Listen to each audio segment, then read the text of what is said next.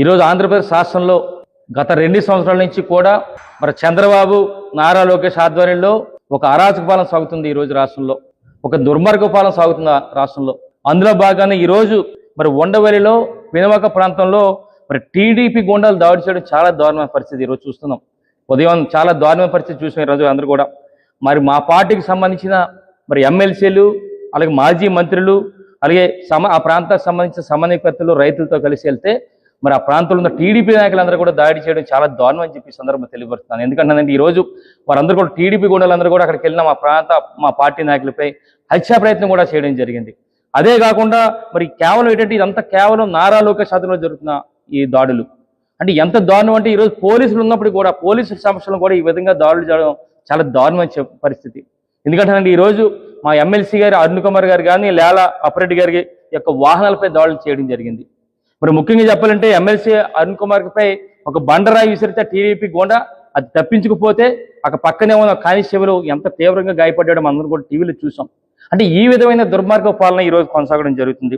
ఎందుకంటే ఈరోజు మన గత కొన్ని రోజుల కిందట ఏదైతే ఆ ప్రాంత రైతులు ఉన్నారో ఆ ప్రాంత రైతులందరూ కూడా వాళ్ళకు జరుగుతున్న అన్యాయాలని మరి చెప్పాలనే ఉద్దేశంతో మా పార్టీ రాష్ట్ర అధ్యక్షులు మరి వైఎస్ జగన్మోహన్ గారికి రావడం జరిగింది. మరి వచ్చిన తర్వాత వారి తాలూకు ఇబ్బందులు పరిస్థితులని చెప్పిన తర్వాత మా పార్టీ అధ్యక్షులు జగన్మోహన్ గారు వారికి ఒక భరోసా ఇవ్వడం జరిగింది. మీ అందరూ కూడా మేము అండగా ఉంటాం, మీరు చేస్తున్న న్యాయ పోరాటానికి కూడా మేము అండగా ఉంటాం, మా న్యాయమూర్తులు కూడా మరి ఇస్తామని చెప్పి వారికి ఒక భరోసా ఇచ్చి మరి ఈరోజు అందులోనే భాగంగానే ఈరోజు ఆ ప్రాంతంలో రైతుల యొక్క ఇబ్బందులు తెలుసుకోవాలనే ఉద్దేశంతో ఒక కమిటీని ఏర్పాటు చేయడం జరిగింది. ఆ కమిటీలో ముఖ్యంగా చెప్పాలంటే ఆ కమిటీలు ఆ రైతుల యొక్క ఆహ్వానం మేరకు ఆ కమిటీలో ఉన్న సభ్యులందరూ కూడా మరి ఎమ్మెల్సీలైన లేలా అప్పారెడ్డి గారు, అరుణ్ కుమార్ గారు, అలాగే మాజీ మంత్రులైన పేరు నాని గారు, అంబటి రాంబాబు గారు, అలాగే మంగళగిరి తాటికొండ సమన్వయకర్తలందరూ కూడా రైతులతో మరి వెళ్తుండగా మరి పినవక ప్రాంతంలో టీడీపీ గుండాలు ఈ విధంగా దాడులు చేయడం ఎంత దారుణం అంటే ఈరోజు అంత దారుణమైన పరిస్థితి ఈరోజు చూస్తున్నాం.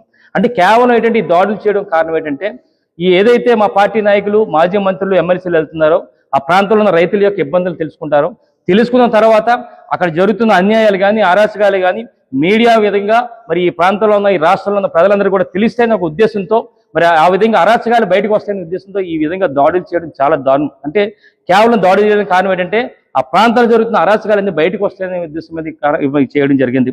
అందుకని ఒకటే చెప్తున్నా, ఈరోజు అధికారం ఉందా కదని చెప్పి చంద్రబాబు కానీ నారా లోకేష్ కానీ ఈ విధంగా దాడులు చేయడం చాలా దురదృష్టకరం. ఎందుకంటే ఈరోజు మీరు చాలా వాగ్దానాలు చేశారు, ఆ వాగ్దానాలను నెరవేర్చండి. అంతేకాకుండా మరి ఈ విధంగా దాడులు చేసాం, 2 సంవత్సరాలు దాడులు చేసాం, మరో 3 సంవత్సరాలు ఉంది, మీరు సూపర్ 6లు 7లు 8లు ఇవ్వనవసరం లేదు, ఈ విధంగా దాడులు చేసుకుంటూ వెళ్తామంటే దాడులు చేయండి.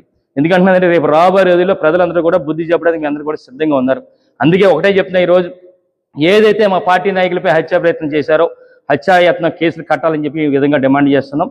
అలాగే ఏదైతే వాహనాలు ధ్వంసం చేశారో ఆ వాహనాలు ధ్వంసం చేసిన పరి కేసులు పెట్టాలని డిమాండ్ చేస్తున్నాం. ఏదైతే అక్కడ ఆ కానిస్టేబుల్ ఉన్నారో కానిస్టేబుల్ని మరి బండరాయితో కొట్టారో వారందరిపై చర్యలు తీసుకోవాలని చెప్పి సందర్భంగా డిమాండ్ చేస్తూ ఇప్పటికైనా చంద్రబాబు కానీ నారా లోకేష్ ఒకటే చెప్తున్నాం, ఇప్పటికైనా దాడులు ఆపండి. 2 సంవత్సరాల్లో ఎన్నో దాడులు చేశారు, ఎన్నో హత్యలు చేశారు.